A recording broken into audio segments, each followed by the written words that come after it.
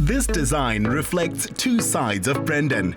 With his Irish roots comes a culture of tradition, so he's kept with the white plastered and shuttered style of the area. But he's also a maverick who left school at 15 to make his own way. And that's clear from the modern lines of his home. Brendan, this is pretty exciting because you're not just the owner of the house, but you were also a part of the development of the whole estate. That's right. We bought this land 5 years ago, so we've got four units here, one of which obviously I've kept, and so it has been a 5-year journey, but most enjoyable, and I'm very happy with the end result. And I guess that's where Renee comes in as your right-hand lady with this incredible decor. And there's so many amazing pieces as you look around in this living room, but one thing that you just can't ignore, Renee, is that cross on the wall.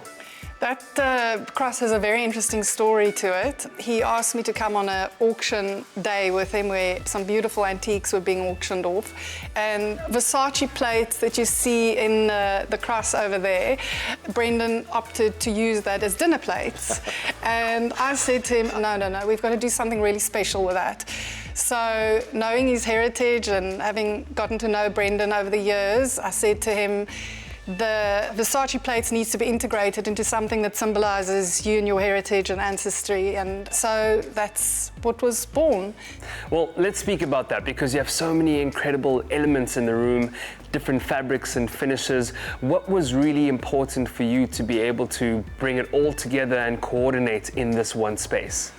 So one of the elements that I had to persuade Brendan to get rid of were his two oversized couches. How long did you have them for again?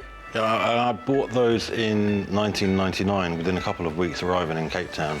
So obviously in this space, with the architectural lines, the openness of the space, it was apparent right from the get-go that it couldn't accommodate as many furniture pieces, and it needed a massive statement piece, but also understanding how he loves to lounge in his couch. We had this made for him, which consolidates the architecture of the space. It affords him ample space to lie and lounge around in, and I think it's become the conversation piece of the room.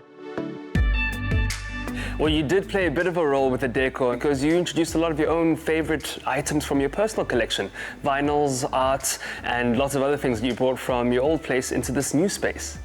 I've got a vinyl collection over there, which I started when I was about 12 years old. I did have them positioned very nicely there on that counter there that you can see. And I used to quite enjoy sitting down there playing with it. But I was very clearly told by a couple of females in my life, in fact, that that wasn't going to work. So I said to Renee, how are we going to solve the problem? And Renee then designed a piece of furniture where it all sits very neatly out of sight, around behind the back of the fireplace. So it's very functional because it's on wheels and I can wheel it out and I can pretend it's permanent until someone tells me to put it away again. Family and heritage are strong themes, from framed photos of Brandon's two sons to the Celtic cross which dominates the room.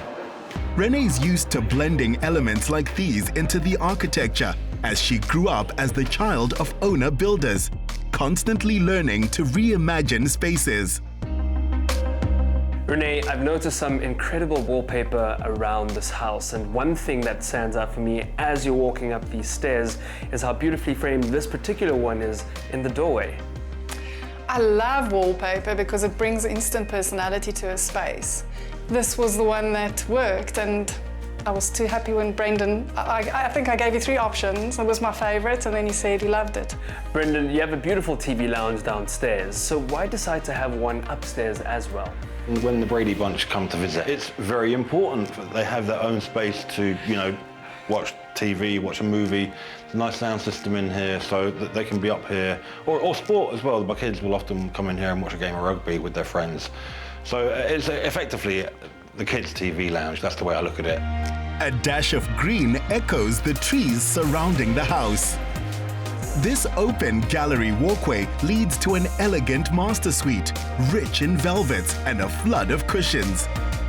Renee, I love what you've done with this room. It just feels really comfortable and cozy, and this view is something that is just brilliant to be able to wake up to every morning. Brendan, what were you looking for in this space? We wanted it to be as comfortable and cozy as possible, I also wanted my own lounge area, although I don't use it a lot, to be honest, but it's nice to have the option at least to come in here if the house is full, sit on the couch there, watching sport or whatever on the TV there. So I think the objective really was just to have as comfortable and cosy and warm bedroom suite as possible. Well, I'm just looking behind you while you're talking, and I've just noticed how quirky the master bathroom is. The volume of the bathroom was quite substantial, and we had a challenge to try and create intimacy around a bath. And so, knowing Brendan's quirky art style taste and finding the right wallpaper to consolidate the bath area with, we created an elephant in the room. And yeah, I think at the end of the day, it's turned out to be quite a conversation piece. The antique bed in the guest room was bought on auction the same day as the Versace plates. While Brendan left home in his mid-teens, the comforts he's laid on for his own teenage sons make this a house you wouldn't leave in a hurry. Certainly not while Brendan's partner, Azra Ibrahim, is busy baking one of his favorites. Well, it's basically Irish soda bread, which is something that I remember as a child eating it quite a bit, and it's something that I'm very fond of. And when it is homemade in front of my eyes, it's obviously got a very special additional element to it.